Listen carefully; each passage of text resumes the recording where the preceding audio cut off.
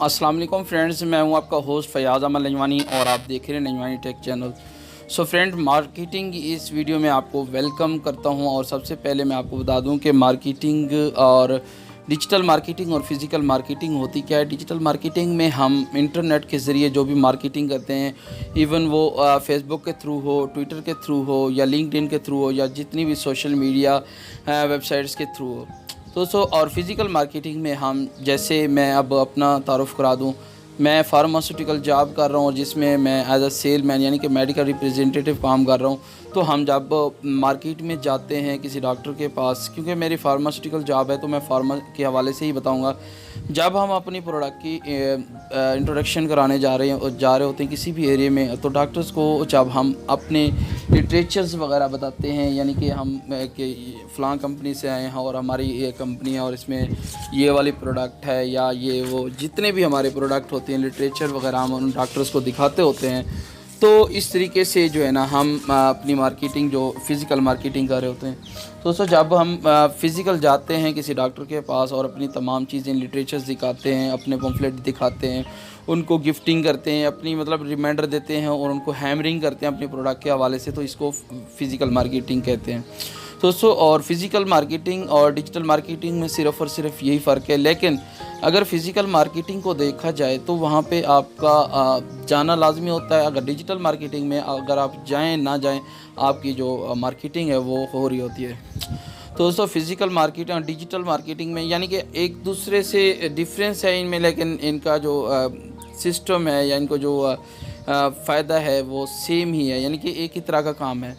तो दोस्तों, सबसे पहले मैं आपको मार्केटिंग के हवाले से बता दूं, मार्केटिंग के हवाले से भी बताता हूं और उसके साथ ही मार्केटिंग के असूल बताऊंगा, और साथ ही एक सेलमैन को कितनी मेहनत करनी पड़ती है, कितनी दुश्वारियां आती हैं, किस तरीके से वो एक डॉक्टर के पास बहुत सारी हैमरिंग के बाद एक आर्डर ले पाता है। तो दोस्तों, सबसे पहले आपको बता दूं कि हम एज अ सेलमैन, जब न्यू कंपनी, न्यू लोग, क्योंकि हम एक फ़ील्ड से जो है ना दूसरी फ़ील्ड से जा रहे होते हैं। तो दोस्तों, मैं अब बता दूं कि स्टूडेंट लाइफ से मैं एक फार्मास्यूटिकल जॉब कर रहा था और उसके साथ ही जब मुझे थोड़ा सा एक्सपीरियंस हुआ तो मैंने दूसरी कंपनी ज्वाइन कर ली। तो स्टार्टिंग में मुझे बड़ा मसला होता था, हिचकिचाहट होती थी, डॉक्टर चैम्बर में मैं नहीं जा सकता था, अपने कोलीग्स के साथ कॉन्फिडेंशली जो बात नहीं कर पा रहा होता। तो लेकिन उससे जो है ना मैं मतलब कॉन्फिडेंट में हूँ कि मुझे उससे जो है ना बहुत ज़्यादा फ़ायदा हुआ है। तो आज मैं आपके सामने, कैमरे के सामने जो है ना बात कर पा रहा हूँ।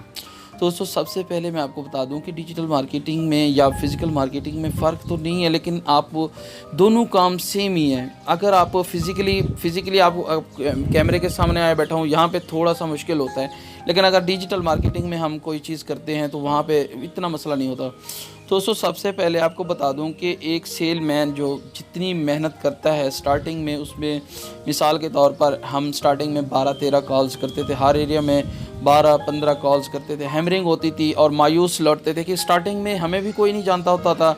बार बार जाने से, यानी कि हम एक वीक में एक विज़िट करते थे और उसके साथ ही दूसरे वीक में फिर दोबारा विज़िट करते थे। तो ऐसा ऐसा डॉक्टरों को भी पता चलने लग गया कि भाई ये इसकी ये प्रोडक्ट है।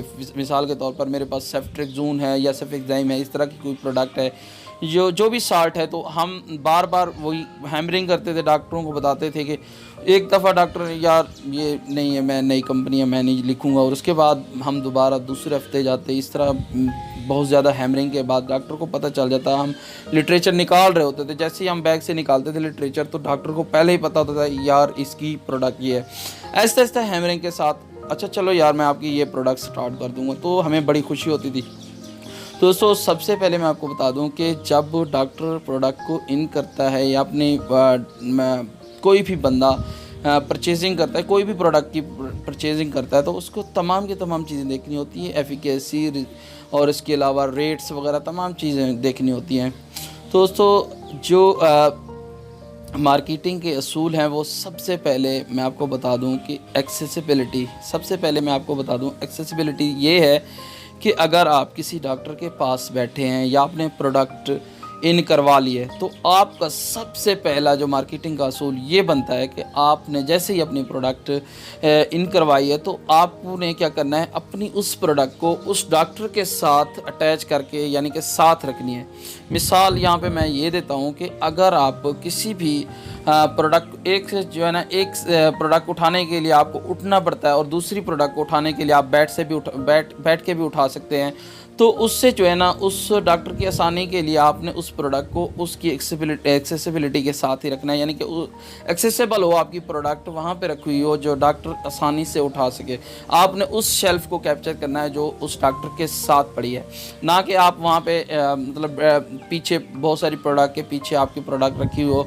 डॉक्टर वही सेम चीज़, मिसाल के तौर पर एक पेन किलर लिख रहा है और पेन किलर आप उसके पास बहुत सारी वैराइटीज़ में पड़ी हैं, तो आपने अपनी एक्सेसिबिलिटी के साथ उस डॉक्टर की एक्सेसिबिलिटी के साथ ही रखनी है, ताकि आपकी जो शेल्फ़ लेवल है वो भी उसको आपको भी नज़र आए। आप जैसे ही आप जहाँ पे भी डॉक्टर के पास जाएं तो आपको उसके शेल्फ़ लेवल की भी पता चले, यानी कि आप जैसे ही ऐसे लगे कि आप जैसे ही उस इंट्रेंस पे पहुँचे हैं, उस स्टोर मेडिकल स्टोर के इंट्रेंस पे जैसे ही आप पहुँचे हैं तो आपके अंदर स्कैनर होना चाहिए। मिसाल के तौर पर अगर आप वहाँ पे पहुँचते हैं तो आपको पता होना चाहिए कि आपकी प्रोडक्ट कितनी पड़ी हैं, कितना वो डॉक्टर को फिर रिमाइंडर देते हैं, तो भाई डॉक्टर वो तमाम चीज़ें देख रहा होता है कि भाई ये बंदा बड़ा एक्टिव है, यानी कि इसको हर चीज़ का पता है, ये तमाम चीज़ें चेक करके आ रहा है। तो दोस्तों सेकंड में एक सेलमैन को पता होना चाहिए कि उसकी प्रोडक्ट की विजिबिलिटी है, यानी कि एक डॉक्टर मिसाल के तौर पर एक बैठा है, यानी कि मैं अब एक डॉक्टर हूँ तो यहाँ पे मैं बैठा हूँ, तो मेरी विजिबिलिटी जहाँ पे मेरी आंखों के सामने यानी कि सीधा जो चीज़ पड़ी होगी उसको उठाने के लिए भी आसानी होती है और उसको लिखने के लिए भी आसानी होती है। अगर आपकी प्रोडक्ट उस डॉक्टर के पास कोई भी फील्ड ले लें, डॉक्टर की ना ले लें, कोई भी जहाँ पे भी आप किसी शॉप के ऊपर रखते हैं, जहाँ पे आप विजिबिलिटी के साथ प्रोडक्ट रखेंगे तो आपकी वो प्रोडक्ट लिखी जाएगी, उसकी प्रिस्क्रिप्शन बढ़ेगी। हर बंदा, हर डॉक्टर के पास, यानी कि हर शॉपकीपर के पास, मैं आपकी फील्ड की मिसाल दे रहा हूँ, अगर शॉपकीपर के साथ तो उसके पास तमाम की तमाम चीज़ें पड़ी हुई हैं, साथ यानी कि बहुत सारे लोग ऐड हैं, आप 5-6 प्रोडक्ट एक बंदे की लिख रहे हैं, डॉक्टर है या कोई भी है, तो उस तरीके से जो भी उसके साथ विजिबिलिटी के साथ होगी, उसके सामने होगी, उसको आसान होगा उसको उठाना, उसको देना कस्टमर को। ठीक है दोस्तों, अगर आपकी विजिबिलिटी अच्छी है तो आपकी प्रोडक्ट अच्छे तरीके से चल सकती है। सो फ्रेंड्स, क्योंकि आपकी प्रोडक्ट विजिबल थी, उसके लिए आसान थी, इसीलिए उसने आपकी प्रोडक्ट को चला लिया, उसके रैक्स खाली हो गए हैं। अब आपने क्या करना है, अब बारी आ जाती है अवेलेबिलिटी की, क्योंकि जब ये दुकानदार के पास, किसी डॉक्टर के पास जब उसके रैक्स वगैरह खाली होते हैं तो वो उन रैक्स को मुख्तलिफ प्रोडक्ट के साथ भरना स्टार्ट कर देता है। अब आपने क्या करना है, अब आपको आसानी के साथ एक बड़ी मेहनत के साथ भी कहें या आसानी के साथ भी कहें, तो आपको प्रोडक्ट आपने इन भी करवा ली, आपको शेल्फ लेवल में स्पेस भी मिल गई है। अब आपने उनकी अवेलेबिलिटी को जो है ना मेंटेन करना है, क्योंकि अगर आपकी प्रोडक्ट ख़त्म हो जाती है, एक शेल्फ़ में जगह स्पेस नहीं बनती, तो फिर आपके लिए थोड़ा सा मुश्किल हो जाता है वो अपनी क्योंकि एक विजिबिलिटी भी है, उसके आई कांटेक्ट के साथ ही आपकी प्रोडक्ट रखी हुई है, तो उनके शेल्फ़ में अगर आपकी जगह नहीं बनती तो आपकी फिर प्रोडक्ट साइड बाय साइड होती जा रही। दोस्तों एक्सेसिबिलिटी भी होगी और इसके बाद अवेलेबिलिटी भी होगी और इस विजिबिलिटी भी होगी। अब आपने डॉक्टर को इम्पोर्टेंस देनी होती है, क्योंकि आपने उस चीज़ को, मौके की नज़ाकत को समझना है। डॉक्टर घर से परेशान है, बैठा है, कोई मसला है उसके साथ, आपने उसके साथ शेयर करना है, ना कि आप बाइक खड़ी करें सिर्फ़ और सिर्फ अपनी जो खुद गर्जी वाली बात करना। आप आराम से आएँ, बैठें, उनके साथ अपने जो हालात हैं शेयर करें, उनके साथ तो आप सलाम दुआ करें, उनके साथ जितना कोलैब करेंगे, उनके साथ अच्छे तरीके से पेश आएंगे, वो आपकी प्रोडक्ट को दोबारा से रिपीट ऑर्डर भी बनेगा। ना कि आप इस तरीके से बग़ैर रिस्पेक्ट दिए आप सिर्फ़ और सिर्फ अपनी जो वाली बात हो वो आप डायरेक्टली कहें। तो आप जितना रिस्पेक्ट देंगे आपकी प्रोडक्ट उतना ही चलेगी।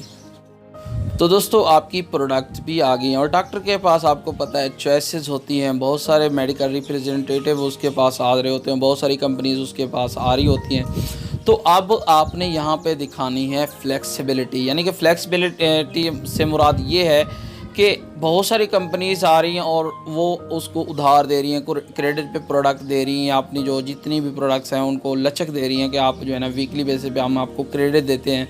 तो डॉक्टर के पास चॉइस होती है, वो उस प्रोडक्ट को ले सकता है जिसके पास फ्लेक्सिबिलिटी हो, यानी कि कैश उसको मंथ में भी बेल टू बेल भी फैसिलिटी होती है। तो डॉक्टर को आपको पता ही है कि उस वो फ्लेक्सिबिलिटी के साथ ही उसने चलना होता है, क्योंकि उसके पास कुछ उतार चढ़ाव होता है मरीज़ों का। उसने तमाम डॉक्टर जो मेडिकल जो स्टाफ रखा होता है, या अपने कोई डॉक्टर उसने एक्स्ट्रा से बिठाया होता है, जैसे मेडिकल कम्प्लेक्स होते हैं वहाँ पे डॉक्टर साहब को पता है। हाँ, बहुत सारे डॉक्टरों को जो स्पेशलिस्ट होते हैं वो वहाँ पे रखे होते हैं, तो उनको तनख्वाहें वगैरह भी देते हैं। तो वहाँ पे वो चाह रहे होते हैं कि उनके जो फार्मास्यूटिकल वाले होते हैं, मेडिकल रिप्रेजेंटेटिव जिनकी प्रोडक्ट चल रही हैं, तो वो उसमें फ़्लेक्सिबिलिटी कैश में जो है ना रखें। जो फ्लेक्सिबिलिटी रखते हैं तो उसके बाद ही उसके जो है ना समझ आती है, यानी कि उसकी प्रोडक्ट ही चलती हैं। दोस्तों, मार्केटिंग की ये 5-6 असूल हैं जो कि मैंने आपको बताया है। सबसे पहले एक्सेसिबिलिटी, दूसरा अवेलेबिलिटी, तीसरा विजिबिलिटी, और इसके बाद आपने डॉक्टर को रिस्पेक्ट देनी है, और उसके बाद फ्लेक्सिबिलिटी दिखानी है। अगर आप इन तमाम असूल पे अमल करते हैं तो इंशाअल्लाह आपकी प्रोडक्ट भी चलेंगी और आप लॉन्ग टर्म काम कर सकेंगे। तो दोस्तों, मैं कोशिश करूंगा मार्केटिंग को 2 मिसालों के डेफिनेशन दूंगा कि किस तरीके से आप अपनी मार्केटिंग को बेहतर बना सकते हैं। मैं मिसाल दूंगा कोका कोला कंपनी के हवाले से। आप हैरान होंगे कि पहले साल की जो कोका कोला की कंपनी की सेल थी वो सिर्फ़ और सिर्फ 25 बोतलें थी। जी हाँ दोस्तों, जब कोका कोला ने अपनी मार्केटिंग स्टार्ट की थी, उसने अपनी जो जड़ें मजबूत करना स्टार्ट की थी, तो उनकी जो सिर्फ़ और सिर्फ 25 बोतलें वो बिकी थी। यानी कि वो भी अवेलेबिलिटी, कुछ जो है ना अवेलेबिलिटी थी, कुछ शॉपकीपर्स ने जो है ना उसको परचेज़ किया था। तो दोस्तों, इसके साथ ही एक और मैं मिसाल दूंगा चेरी की। मैं कोका कोला के हवाले से बात करूं तो कोका कोला अगर उस दौर में 25 बोतलें बिकी थी, तो आज इम्पॉसिबल है कि आप कोका कोला को परचेज़ कर सकें। आज इतनी बड़ी कंपनी हो गई है जो कि अब जो है ना कोई बंदा भी परचेज़ नहीं कर सकता। और चेरी के हवाले से बात करूं, चेरी एक पॉलिश की कंपनी है। आपको पता है, जब उसका मालिक जो है ना स्टार्टिंग फेज़ में चेरी को लॉन्च कर रहा था, तो उसने क्या किया, उसने अपने सेल्समैनों को मुख्तलिफ़ शॉप्स के पास भेजा है, शॉपकीपर्स के पास भेजा है कि उन्होंने हैमरिंग की है, बार बार गए उन शॉप्स के ऊपर। उन्होंने पूछा है, हर शॉप्स पे उन्होंने कहा है कि जो है ना आपके पास चेरी है, इस तरह के सवालात किए हैं। तो उन शॉपकीपर्स को पता ही नहीं था, क्योंकि उसकी हैमरिंग भी नहीं हुई थी, ना ही उसकी जो हवा थी। तो उन्होंने कहा, यार हमारे पास तो चेरी नहीं है। तो उन्होंने कहा, हाँ, आपके पास अगर चेरी नहीं है तो आपके पास है क्या?